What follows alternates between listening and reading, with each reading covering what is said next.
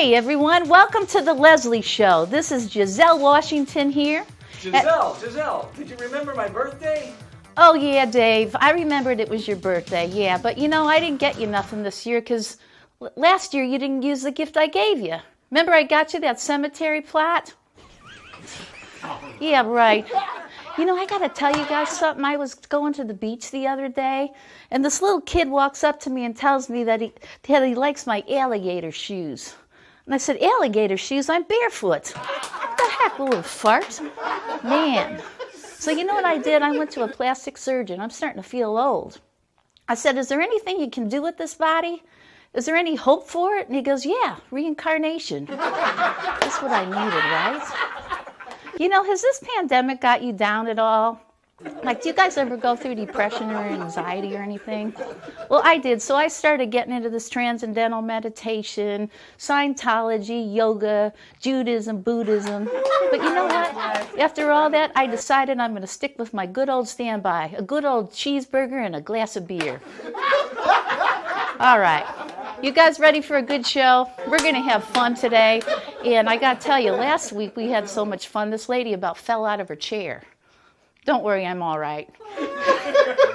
All right, now our show today, we have Miss Dixie Arthur on. She is fabulous. I'm so excited. She's from the Orcutt Community Theater.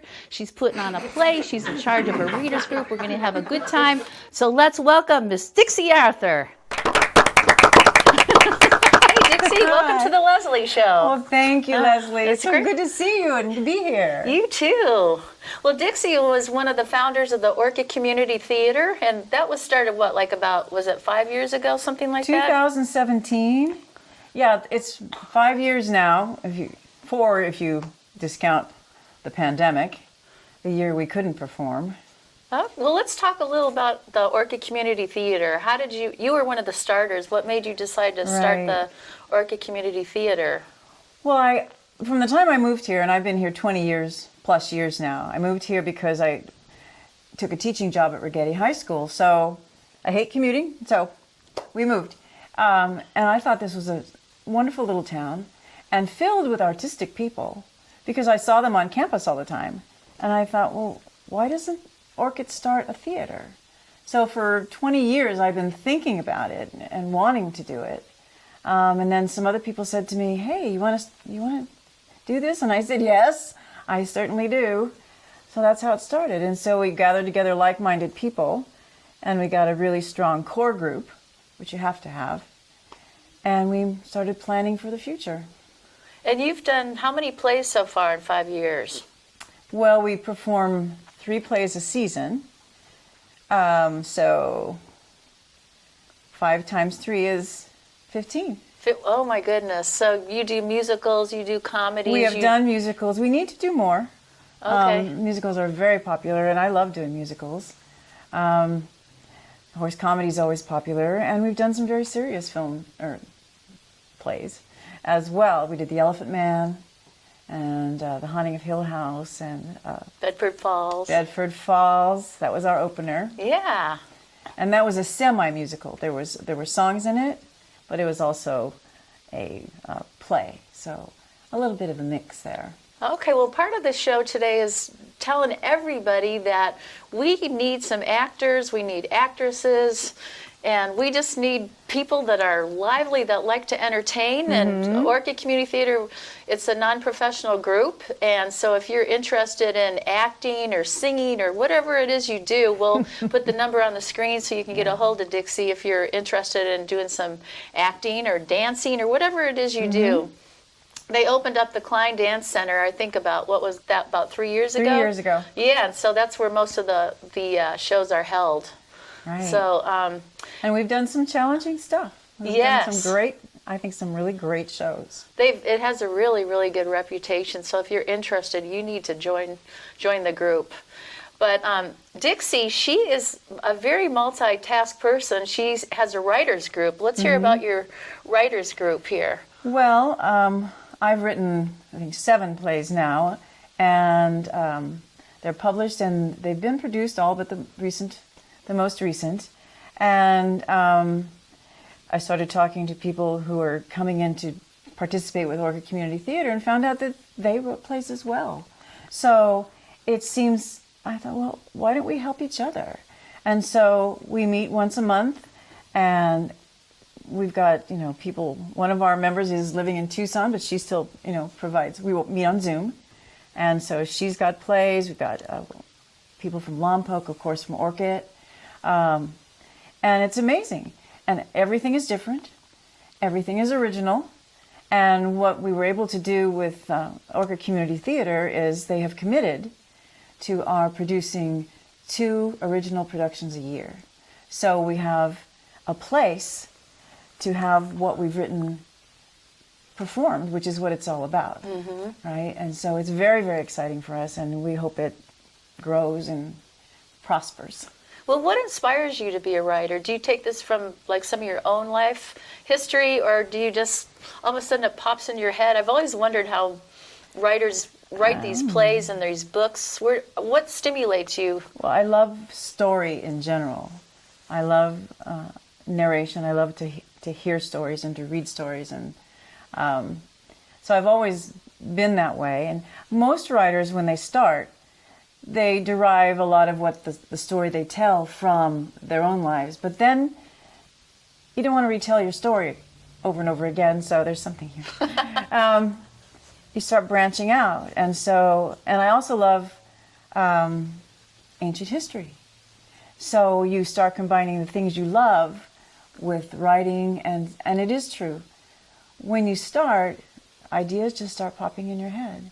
And that's the important thing about writing, is that you may have nothing in your head, you have nothing to say, but you have to put the pen to the paper, and I guarantee you have something to say. Mm-hmm. Well, you're very talented. Dixie is also an English teacher over at Rigetti High School, Yes. So that's always a bonus on top of everything. Yes. Well, you've recently just wrote a book, haven't you? I have. I finally finished it. I started it a few years ago. Like I said, I love ancient history, and I've always been fascinated by the Egyptian civilization because it was so extraordinary so long ago, like almost 4,000 years ago now. And so I decided I wanted to write a book about it, but I had no knowledge. So I just started to take books out of the library and read and take notes, and it took years. I mean, I had to get to the point where I could talk about it and write about it with a real knowledge base. And so first book is finally finished. Wow, that's impressive. This is a pretty thick book. It must have taken hours and hours of your time to write this. It takes a while. And so I'm starting on book 2, because it says book 1. So I have to write the other one now. Okay. So that was a sort of a way to keep myself honest. Is it easy to actually market a book and publish it and to get it out there? Does it cost a lot of money to do this, or what's some of the process to getting a book out? Well, it's different from the way it used to be. It used to be almost impossible for an unknown writer to get a foot in the door. You had to send your manuscript to New York, basically, and wait to hear back. But now we do have the internet, and Amazon and other platforms have self-publishing platforms, and so you can publish on Amazon, and then you can also pay for marketing for them, or you can get a private marketer. So there are many ways you can market, and so that is the next step. You can get it. I've got it published now, and then there's marketing. You could go to local newspapers like Orcutt Pioneer and Facebook. I mean, there are free sites, and then there are, the paid-for, polished marketer. And so there are lots of options. And so it's a good time for independent writers, a really good time to sit down and write. And is it pretty expensive, though, to actually put a book out and market it? Like, are we talking $5,000? Or Can be. Okay. It can be. But it can also be $200. Depending on what you want to Yeah, do. depending. And if you want to market it yourself, I'm sure. And if you want to market it, and there are ways to market it yourself. There are famous stories about people who just went to swap meets and opened their trunk and started selling their books, huh? So there are famous authors who've done that. Standard publication is still remains really difficult unless you're a known commodity. Somehow you've made a name for yourself. And you see it all the time on shows where all these people are publishing books because they have they're known in some way. But if you are, a writer who wrote a book and send a manuscript, then you are competing against thousands and thousands of people. And you may never get a voice. Maybe your subject matter is not currently popular or whatever. There are plenty of reasons why it's difficult. But with the publishing platforms, it's up to you. You do it yourself. If you want to have it typed professionally, you can. You can type it yourself, edit it yourself. It is entirely up to you how you put it together. And then it is reviewed by the company. And if it's, if it isn't, X-rated, it's going to be published. And then it's up to you again to do the marketing. So it is very much an independent proposition. You have to be willing to spend a lot of time alone. Yeah, I can imagine. Yeah. I just thought about something else with the acting. I'm kind of segueing back to the acting again, but I was just wondering, in your opinion, what do you think makes a good actor or actress? Do you think people are just innately good actors, or do you think it's practice, or it's just a gift people are given? Well, I think there's an innate gift. I mean, it always was that way for me. You hear the voices, you literally hear the voices in your head, and how you think that person is and who they think they are. And that's what you create inside to present to the public. But you could do that all day long and not have the gift of really bringing it to life. So that there is a gift involved. There's also learning. You learn technique, you learn how to use your voice, you learn a lot of things. But without the gift, it's much harder. Because, some of these people you see on TV, you go, my gosh, they are phenomenal. Mm-hmm. And you sit there and you say to yourself, what are they doing? Like, here's an example of what I mean, Jack Nicholson. He's such a good actor that I thought he must have had a troubled childhood. Nobody could be that good. So I started looking up into his biography, and sure enough, he has a pretty wacky childhood. Yeah. And he plays such a cuckoo bird. I go, how could somebody play that part so well? So sometimes I wonder, is it like if you come from a crazy childhood or have a bad background, that makes you a better actress or actor? Or? Well, I think it makes you aware of the range of emotions you can feel, certainly, and the possibilities in all kinds of relationships and the way things go on. And yeah, there's drama there, right? Yeah. And we're all about the drama. But as I tell my family, I don't have drama in my house. I leave all my drama on the stage. Oh, that's good. I like that. Yeah. Put it on the stage. Yeah. That's great. There is peace in my household. I don't do that at home. That's good. I like that. That's great.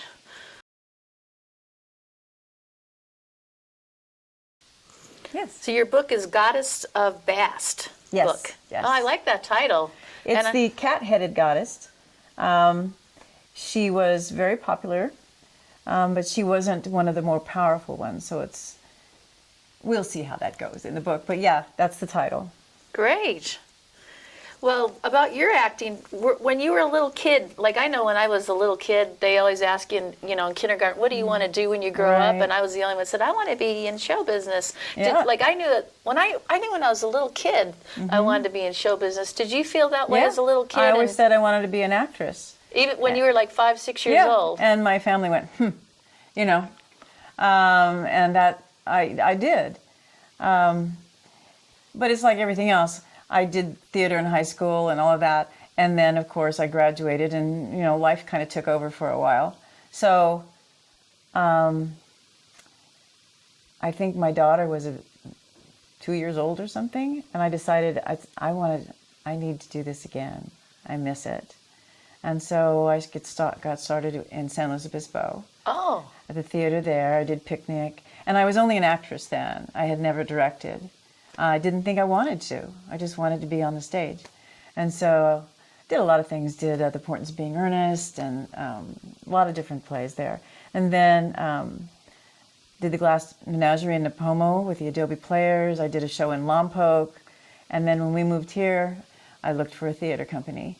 And so I went to Santa Maria Civic Theater, and I performed on stage, but then I said, well, I wonder if I think I want to direct. So I'd done a little bit of it. I was starting to teach, and so I'd done a little bit of it with students, and I went, I really like this. Because with directing, you have the picture and the idea of what you want in your head, and then the job is to get the actors to do what's in your head. Well, that's what I was wondering. So you have something, you imagine in your head, so you get an actress that's doing it different than that you're imagining. Now, do you Right. correct the actor and Yeah. say, no, do it like this, or do you give them the freedom, like, hey, play the part the way you want to? Well, it's within a parameters. I try to be gentle about it, but I do guide them to where as close as I can get to what I want them to do. Okay. And then generally it works out. There are some that are stubborn, but still, it generally works out. Okay, good. All right. Well, thank you, Dixie. You're welcome. Well, let's talk about your show you're having come up. Your show is next week, right? Opens October 15th, next Friday. Next Friday, yes, and it's War of the Worlds. War of the Worlds. So War of the Worlds is probably the most famous radio play ever produced. And it opened on Halloween night in 1938. It was produced by Orson Welles, and some of the audience might know Orson Welles. Those of us in theater and film, we love Orson Welles. So he was amazing. So it's science fiction based on a novel by H.G. Wells about Martians invading Earth, and basically doing pretty well. But then there's a twist to the story, of course. But the original production was on radio, so we're doing it as a live radio play. This is the third live radio play I've done. I've done adaptations of It's a Wonderful Life, and then right before the pandemic, we did one called Vintage Hitchcock, which where we were in a radio studio supposedly doing 3 of Hitchcock's famous movies. I'm a Hitchcock fanatic, so that was a really fun one for me. And then this one. And this one we're doing the original play, but we're also showing the preliminary work that went into producing it, and then the aftermath. Because what happened is they didn't have any commercials. And so the people listening on the radio thought there was a real invasion going on, and everybody was dying. People actually jumped out of windows, I believe, Yeah, right? there was a huge panic. So it is the aftermath and the consequences for Orson Welles and for some of the people, and how it died down, and it became, he became one of the most famous men in the world because of it. I'm trying to remember what year was that. I think that 1938. was 1938. Okay, yeah, because I remember my mom telling me about that. Yeah. And she was like, people were like jumping out of windows. Yeah. They thought the end of the They world thought it was was. happening. And so our show is set in a 10-year anniversary. So it's 1948 in our show, and it's a New York radio station producing, this homage to War of the Worlds. And so I think it's great fun. I love these shows a lot. I'm looking forward to it. So it's the 15th, 16th, and 17th, and then the next 2 weekends after that, Right. correct? And we close on Halloween. Oh, Halloween, okay. Right. So is there a lot of work involved in putting on a show? Because I know I've actually been in some of Dixie's shows myself, and it's kind of funny because you go to a show and you think, oh, that was great, and it looks so easy. The music just plays, everybody does their thing, but behind the scenes, there's so much work and so much chaos and that can possibly happen. I know I was in one of her plays, and the day before, the head person of the show dropped out. Remember that? Mm-hmm. I can't remember her name, but you're like, oh my God, the main person in the show is not in it, so somebody else had to take their Jumped place. in. Or Yeah. the technician doesn't show up. I know somebody just did a play last week, and he's like, oh my God, the technician didn't show up. So the last minute, he had to just go out and scramble and get a technician. So there's these different things that can happen behind the scenes. People don't realize all the work involved. No. Well, one thing about, community theater, it's wonderful for the community. It's just a great benefit, but you have to really commit. You're not getting paid, so you have to show up. That's the commitment. And if you can't show up, it's just devastating, because we don't have understudies. We're depending on the people to show up, and that's essential. There's been, our share of chaos, but the combination, we have live sound effects, we have recorded sound effects, we have music, we have live music, we have actors. Yeah. So there's a lot going on, even though it is a traditional, and it's sort of traditional live radio play. So if you don't know about the phenomenon of live radio plays, in the 30s and 40s, there was no television.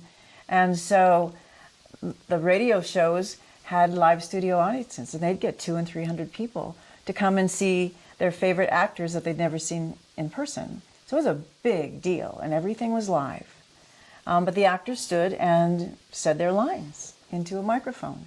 So we make it a little bit more fun, but that's what we do as well. I just have a flashback of, I think it was 20 years ago where you and I did a radio show together. It's a Wonderful Life. It's a Wonderful Life. Yeah, and Adrian was in that show. Wasn't that like 20 years ago, something like that? Oh, I was in that arena. Yeah. It was a long time. It was the first one I did. I love that show. So yeah, it's a great venue. It's a great premise.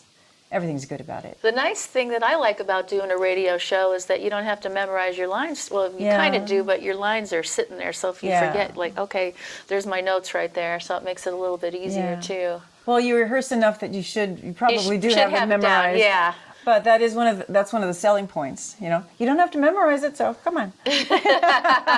But you kind of do have to know it, right?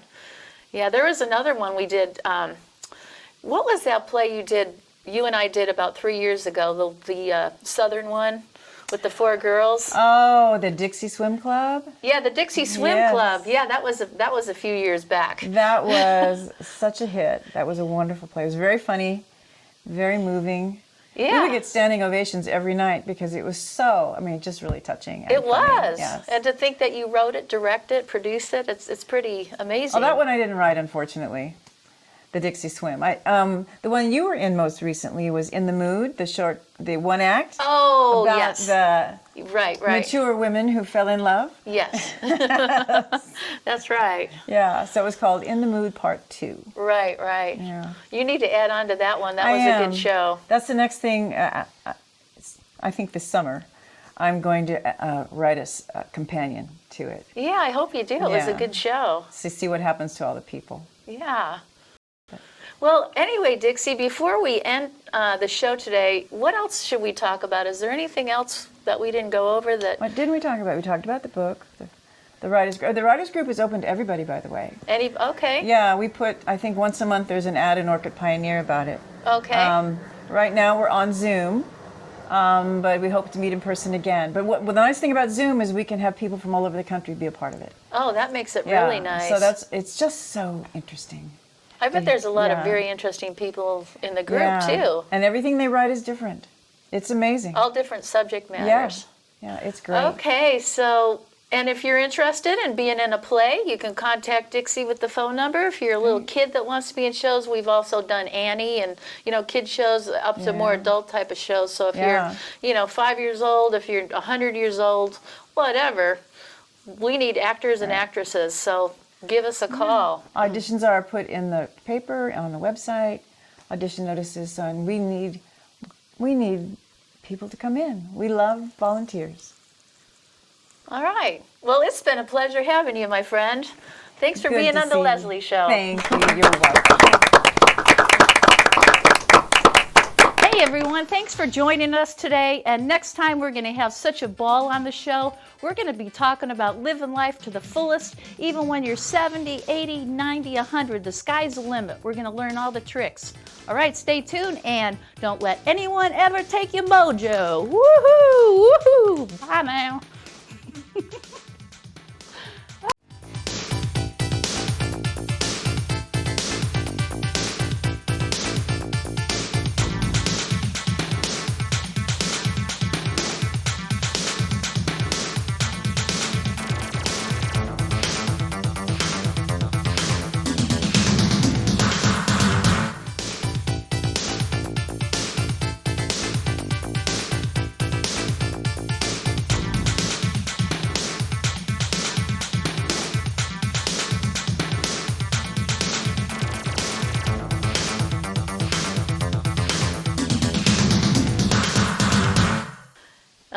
Okay, well, I can't think of any more questions. Oh, darn.